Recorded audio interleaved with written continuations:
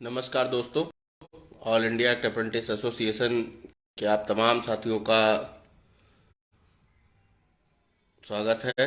और आप तमाम साथियों को मैं ये बात बताना चाह रहा था कि जो मौजूदा समय में स्कोर कार्ड आया है उस स्कोर कार्ड में 1/3 जुड़ के आया हुआ है। और जो मौजूदा समय की स्थिति है उस स्थिति को मैं आप लोगों के बीच में हर चीज को आज शेयर करना चाहता हूं, क्योंकि मैं 27 दिसंबर को हम लोगों का स्कोर कार्ड आया था। स्कोर कार्ड आने के बाद में हमारे तमाम रेल अप्रेंटिस साथियों के मन में कुछ दुविधाएं भी थी, कुछ समस्याएं भी थी। तो हर चीज को बेहतर से बेहतर तरीके से क्लियर करने के बाद आज मैं आप सभी साथियों के बीच में लाइव आया हूं, क्योंकि इन दिनों में इन सब चीजों को भी देखता रहा हूं कि रेल अप्रेंटिसेस के साथ कहीं अच्छा हो रहा है, कहीं बुरा हो रहा है। और लेकिन ऐसी स्थितियों में भी कुछ हमारे रेल अप्रेंटिस के बीच में रेल अप्रेंटिस, पुराने रेल अप्रेंटिस, नए रेल अप्रेंटिस साथी हैं जो बेहतर लड़ाई न लड़ के भ्रमित हो रहे हैं। हमारी यूनिटी को लोग गलत इस्तेमाल कर रहे हैं। हमारी यूनिटी से किस तरीके से हमारी आंदोलन की रवैया होना चाहिए, क्या हमारी मांग होनी चाहिए, किस तरीके से हम लोगों को किस दिशा निर्देश पे कार्य करना चाहिए। तो हम लोगों के बीच में ये सब प्लानिंगें ना हो करके हम सभी साथी भ्रमित हैं, कहीं ना कहीं पे ठगे भी जा रहे हैं। जैसा मैं सबसे पहले बात करना चाहता हूँ, ये जो वाईफाई गूगल ज्ञान वाले हैं, इस ज्यादा से ज्यादा गलत ज्ञान दे रहे हैं हमारे रेल अप्रेंटिस साथियों को कोर्ट केसेस के नाम पे हवाला दे करके कि जज ने कहा है आप दूसरा कोर्ट केस करिए तब हम आपकी सुनवाई करेंगे।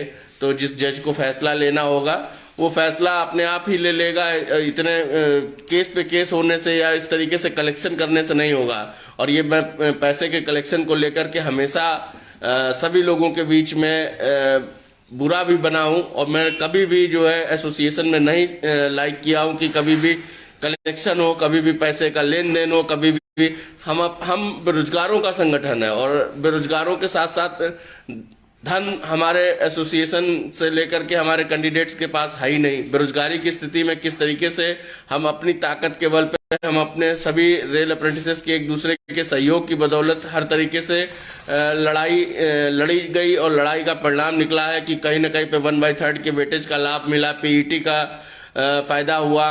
लेकिन और नुकसान भी हुआ। नुकसान ये हुआ कि जैसे रेलवे बोर्ड ने हम लोगों को कहीं भी मैथमेटिकल फॉर्मूले का तो जिक्र किया, लेकिन पॉलिसी में ये कहीं पे नहीं बताया कि अगर 1/3 हम ले रहे हैं तो 2/3 हमारा सीबीटी मार्क्स, जो मेहनत करके 10-10 साल से जो पढ़ाइयों से दूर थे हमारे रेल अप्रेंटिस साथी, उन रेल अप्रेंटिस साथियों के बीच में बड़ी मेहनत करके जो नंबर लाए गए उन नंबरों में से 2/3 काट लिया गया। और ये दुर्भाग्य की बात है। उससे ज्यादा दुर्भाग्य की बात यह है कि जैसे रेल अप्रेंटिस साथियों को एक आरआरसी ने पैटर्न दिया कि हम इस पैटर्न पे परीक्षाएं कराएंगे। परीक्षा कराने के बाद में जब परीक्षाएं देने गए हमारे रेल अप्रेंटिस साथी, तो रेल अप्रेंटिस साथियों को वो पैटर्न ही नहीं मिला जिस पैटर्न पे वो तैयारी करते रहे। तो तैयारी जिस पैटर्न पे रेल अप्रेंटिस ने की उस पैटर्न से अलग बैंकिंग के पैटर्न को, एसएससी के पैटर्न को इस्तेमाल करते हुए ग्रुप डी कर्मचारियों के लिए जो परीक्षाएं या जो पैटर्न तैयार किया जाता है उससे अलग पैटर्न का इस्तेमाल करके किस तरीके से रेल अप्रेंटिसेस के भविष्य को बर्बाद किया गया। और इसका कड़ा विरोध है। और विरोध ही नहीं है, आने वाले समय में हम सभी रेल अप्रेंटिस साथी संगठित रहेंगे, एकत्र होंगे, एकत्र होकर कोई न कोई प्लानिंग की जाएगी और इसका मुंहतोड़ जवाब भी दिया जाएगा। लेकिन साथियों, मौजूदा समय में अगर हम लोगों को इस बात को देखना है और समझना है कि हमारी ही अपने लोगों की जो यूनिटी है, कितनी मेहनत से पूरे भारतवर्ष के कोने कोने के रेल अप्रेंटिस साथियों को एकत्र किया गया, किस तरीके से सभी जगह के लोगों को एक साथ जोड़ा गया, एक प्लेटफॉर्म पे लाया गया। सभी जगह के साथियों ने बहुत अच्छी लीडरशिप भी दी और इस तरीके से रेल अप्रेंटिसेस का संगठन एक अपनी खुद की लड़ाई को लड़ने के लिए एआईआरएफ के महामंत्री कॉमरेड शिव गोपाल मिश्र जी ने हम लोगों का भरपूर समर्थन किया। भरपूर समर्थन के माध्यम से भी जो भी अभी तक एसोसिएशन को जीत मिली है उसमें कहीं ना कहीं पे एक अहम भूमिका के रूप में एआईआरएफ का हाथ रहा है। तो आप तमाम साथी जो हाँ, मैं एक चीज और भी क्लियर करना चाहता हूं कि एनसीवीटी सर्टिफिकेट का स्कोर 2/3 जुड़ने के बाद में हम सभी रेल अप्रेंटिस साथियों को ये स्कोर कार्ड मिला है। इसमें जो भी साथियों के 30 नंबर और 30 नंबर से अबव आए हैं वो सभी साथी SC ST OBC के सेलेक्ट होंगे। इसके अलावा जो हमारे 40 नंबर जनरल के UR कैंडिडेट्स लाए हैं वो 40 से और 40 से एबव के साथी ही सिलेक्ट होंगे। और साफ साफ इस चीज पे जो है हम लोगों ने जो प्रयास किया कि जैसे हमारे साथियों ने हम लोगों से मांग की कि कट ऑफ को कम किया जाए, तो उस पे एक जो जवाब दिया है वो बहुत शोभनीय जवाब तो नहीं है, बहुत बेहतर जवाब तो नहीं है, परंतु जो जवाब दिया वो अपने एक एक अप्रेंटिस साथी को बताना मेरा कर्तव्य है, ताकि हम सभी साथी सतर्क रहें और संगठित रहें और इस तरीके के जो छलावे हैं उसका पुरजोर विरोध कर सके। तो उन्होंने इस चीज को एक्सेप्ट किया कि जो हम सभी लोगों को 30 नंबर और 40 नंबर का जो मार्क्स है इससे नीचे के लोगों को नहीं लिया जा सकता, कट ऑफ नहीं होगा। वो सिर्फ इसलिए कहा है कि जो पासिंग क्राइटेरिया है वो SC ST OBC का 30 नंबर और पासिंग क्वालिफाइंग मार्क्स जो है वो जनरल के 40 नंबर है। रेल अप्रेंटिसेस को NCVT सर्टिफिकेट का कोटा का लाभ जो मिला उसको जोड़ते हुए 30 और 40 नंबर लाने थे। तो ऐसी स्थिति में हमारे तमाम रेल अप्रेंटिस साथियों के रिजल्ट गड़बड़ाए भी हैं। कुछ दोहरी नीति के शिकार इसलिए भी हुए कि जो बेस शिफ्ट का मामला बनाया गया उस बेस शिफ्ट के मामले में कुछ लोगों के नंबर जो दोनों को जोड़कर क्वालिफाई हो रहे थे और वो साथी हमारे फेल हो गए। और हमारे बहुत से साथी ऐसे भी हैं जो उस समय दोनों को जोड़कर पास नहीं हो रहे थे, परंतु बेस शिफ्ट में एक ऐसा इन्होंने सिस्टम तैयार किया, उस सिस्टम से जो हमारे साथी नहीं पास हो रहे थे वो सब बधाई के पात्र हैं जो पास हो गए हैं। मैं जिसका भी रिजल्ट बेहतर आया है उस साथी के लिए कोई भी मतलब गलत सोच होगी और उस व्यक्ति का भाग्य है और ये एक भाग्य के साथ में रोजगार पाया है, तो उसके लिए ये नहीं कहा जाएगा कि ये गलत हुआ, लेकिन ये उन लोगों के लिए जरूर गलत हुआ जो दोनों को जोड़कर क्वालिफाई हो रहे थे और आज उनको नॉर्मलाइजेशन में मार्क्स ही नहीं मिले। लेकिन जो दोनों जोड़कर क्वालिफाई नहीं हो रहे थे उनको नॉर्मलाइजेशन के जरिए इतने बेहतर मार्क मिले। तो कहीं ना कहीं पे बेस शिफ्ट में जो है अप्रेंटिसेस का नुकसान हुआ है। आप तमाम साथियों के सहयोग से जो है रेल अप्रेंटिस साथी इतनी अच्छी उपलब्धि पाया, 1/3 के लाभ से लेकर के PET मार्क्स से लेकर के तमाम चीजों को। परंतु साथियों मैं आप लोगों से एक बात कहना चाहता हूं, आप तमाम साथी स्वतंत्र हैं। हमारे सभी लोगों के बीच में जो काम करने की शैली है, जो काम करने का तरीका है, वो हर साथी का अपना अपना हो सकता है। एक मैं रेल अप्रेंटिसेस की अगुवाई अभी लंबे समय से कर रहा था, तो इसलिए मेरा अपना जो कर्तव्य बनता है वो मैं आप लोगों के बीच में जरूर रखना चाहता हूं। अगर आप अपनी बेहतर दिशा में बेहतर तरीके से कार्य कर सकते हैं तो हर व्यक्ति स्वतंत्र है, वो कर सकता है। परंतु मैं आप लोगों को ये कहना चाह रहा था कि जो 10 सालों के संघर्ष में किस तरीके से किस प्रकार से 1/3 का लाभ PET माफ हम लोगों को मिला है।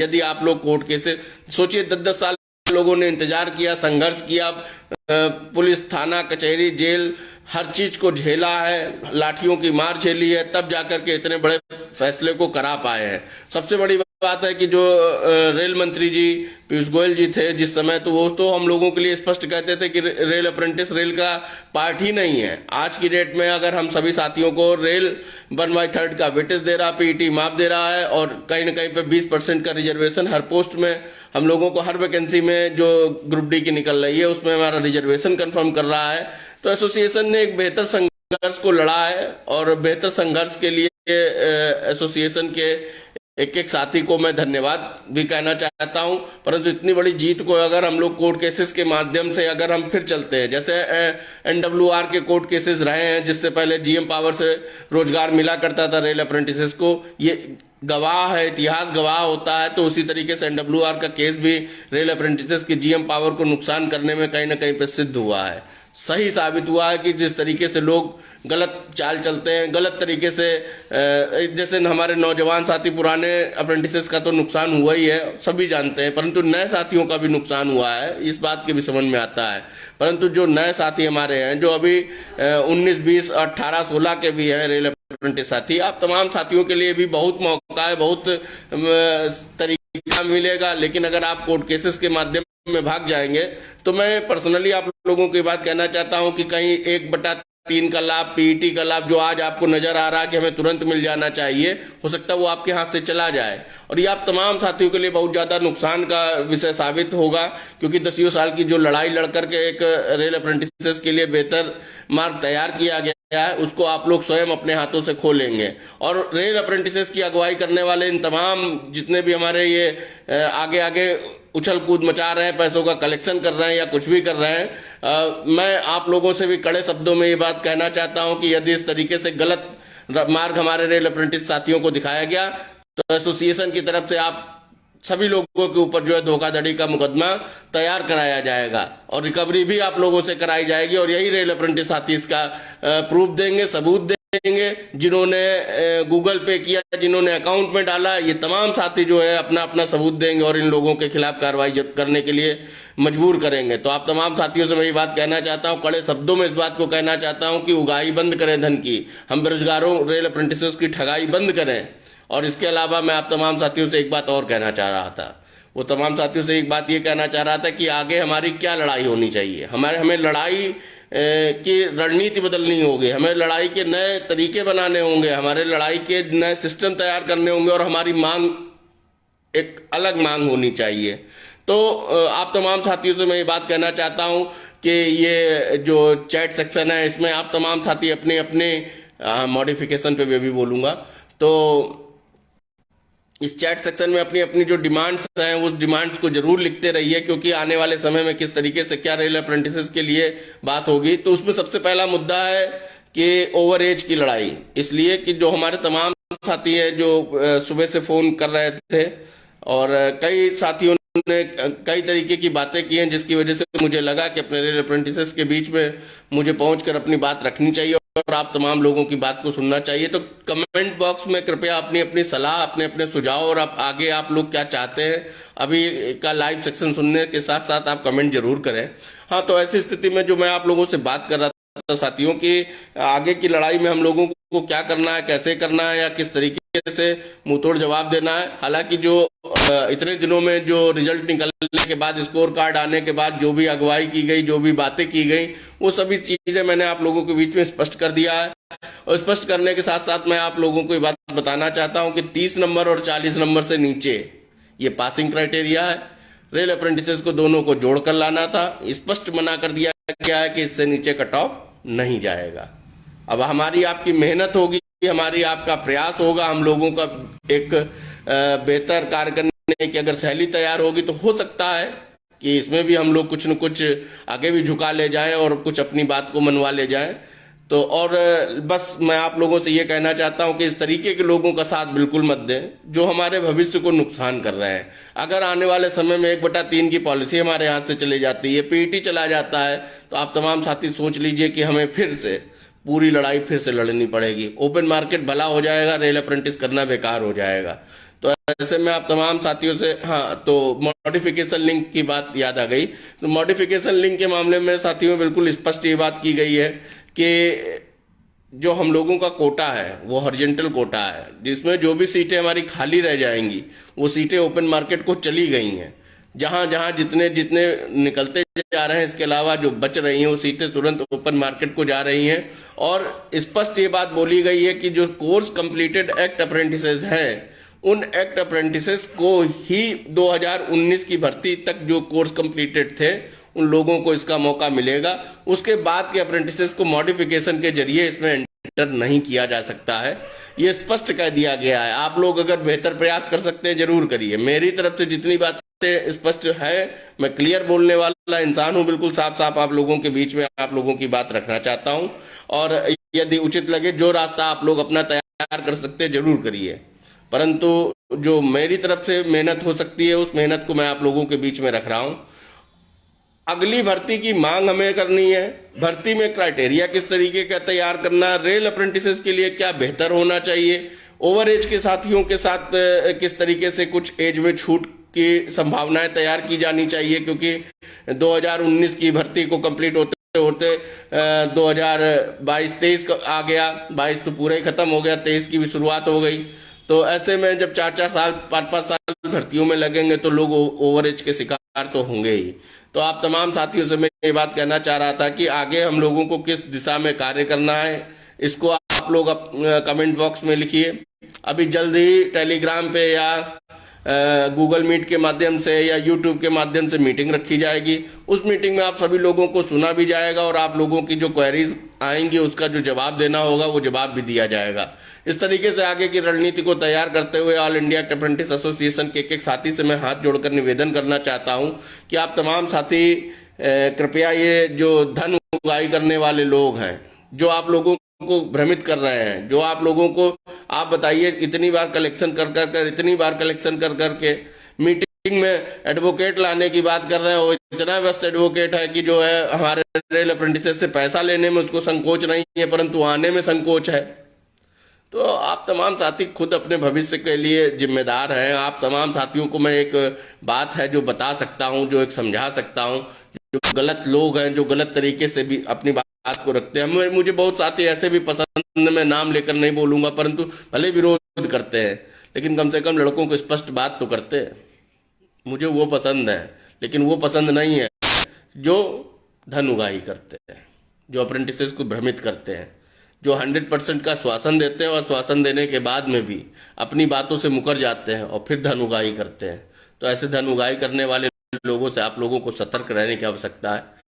आप तमाम साथियों से मैं ये बात कहना चाह रहा था कि आगे की क्या लड़ाई होगी, कैसी लड़ाई होगी, किस तरीके से तैयार किया जाएगा, ये डिस्कशन हम सभी साथी अभी जल्द ही मीटिंग कर लेंगे। मीटिंग करने के बाद अपना फैसला लिया जाएगा कि एसोसिएशन किन मांगों के साथ में, किन किन उद्देश्य के साथ में जो है आगे अपनी लड़ाई को तैयार करेगा। आप तमाम साथियों से मैं कई बार हर बात को बोल चुका हूं। जो मुझे उचित लगा, जो मेरे पास जानकारी थी, वो तमाम जानकारी मैंने आप लोगों को दे दी है। बाकी हम सभी साथियों को अगर संगठित रहना है, एक साथ रहना है, एकजुट होकर के कार्य करना है, तो हमें एक साथ एक विचार के साथ में लड़ाई लड़नी होगी। लेकिन साथियों, ये मन आप सभी साथियों को बनाना पड़ेगा कि जो हमें ठगी करते हैं, जो हम लोगों से दूर रहते हैं। आप तमाम साथी इस समय लाइव सेक्शन में जुड़े हुए हैं और आशा करते हैं कि हमारे तमाम साथियों में इस लाइव में जैसे जो भी लड़के हमारे जुड़े हुए हैं साथी, वो अगर कोई भी कॉल करता होगा तो हर व्यक्ति का कॉल भी उठता है, हर व्यक्ति को जवाब भी मिलता है। सोशल मीडिया के जो जो प्लेटफॉर्मों पे जवाब देने का जो जो तरीका है, व्हाट्सएप से लेकर इंस्टा से लेकर के जहां कहीं भी, वहां तमाम साथियों को जवाब दिया जाता है। तो ऐसा तो है नहीं कि एसोसिएशन आप लोगों के लिए कार्य नहीं कर रही। हाँ, कभी भी एसोसिएशन आप लोगों से धन उगाही की बात नहीं करती है। जो बेहतर प्रयास जिस व्यक्ति के माध्यम से हो सकता है वो बेहतर प्रयास करके आप लोगों को देता है। बाकी आप सभी साथियों से ये निवेदन है कि एसोसिएशन अगर आप लोगों के लिए बेहतर मार्ग तैयार करता है, इसीलिए आपसे हाथ जोड़कर निवेदन भी करता है कि धन उगाही करने वालों से दूर रहे। भीड़ के माध्यम से अपने छोटे छोटे वीडियोस बनाते हैं और यूट्यूबर्स और भ्रमित करते हैं रेल अप्रेंटिसेस को, उसके बाद फोन कॉल्स का नतीजा हम झेलते हैं। तो आप तमाम साथियों से इसीलिए मैं ये बात कहना चाह रहा हूं कि इन सभी लोगों से दूर रहे। आप तमाम साथियों से मैं ये बात कहना चाह रहा हूं कि धन उगाही से बचे। मैं आप तमाम साथियों से ये बात कहना चाह रहा हूं कि अपने अप्रेंटिसेस के भविष्य को लेकर के संगठित रहें। आने वाले समय में कोई ज्यादा बड़े नुकसान ना हो जाए। जो अभी तक कराए गए फैसले रहे, किस तरीके से संगठित होकर कार्य करके इतने बड़े बड़े फैसले कराए गए, कहीं वो भी हाथ से हमारे चले जाए। तो इसलिए हम लोगों को अपना बेहतर भविष्य हमें खुद समझ में आता है। बार बार उन्हीं बातों को कहने से कोई फायदा नहीं। आप सभी रेल अप्रेंटिस साथी अगर संगठित रहेंगे, यूनाइट रहेंगे, एक साथ रहेंगे, इस भेदभाव की भावना को आप सभी साथी भूल जाइए कि कोई नया है, कोई पुराना है। एक ही सोच होनी चाहिए कि रेल अप्रेंटिस है।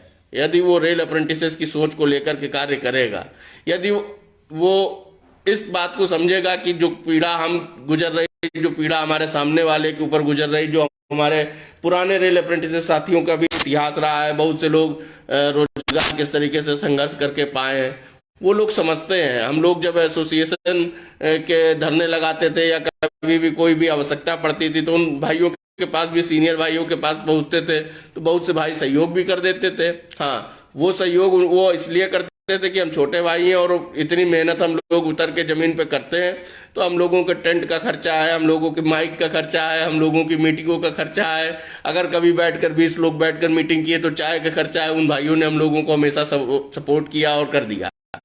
तो इस तरीके के सहयोग तो चल सकते लेकिन ये धन उगाही करके और रेल अप्रेंटिसेस को बताएं जज साहब ने कहा है कि दोबारा कोर्ट केस करें तब हम उस पर सुनवाई करेंगे। तो जो जज को आदेश करना होता होगा भरी सभा में 24 घंटे किसी भी समय किसी भी जगह अपना आदेश कर सकता है, मैं स्पष्ट कहना चाहता हूं। और बाकी इसके बाद आप सभी साथियों से मैं यही निवेदन करना चाहता हूं, मीटिंग में मुलाकात और बात होगी। ऑल इंडिया अप्रेंटिस एसोसिएशन जिंदाबाद, एक एक साथी जिंदाबाद। धन्यवाद साथियों।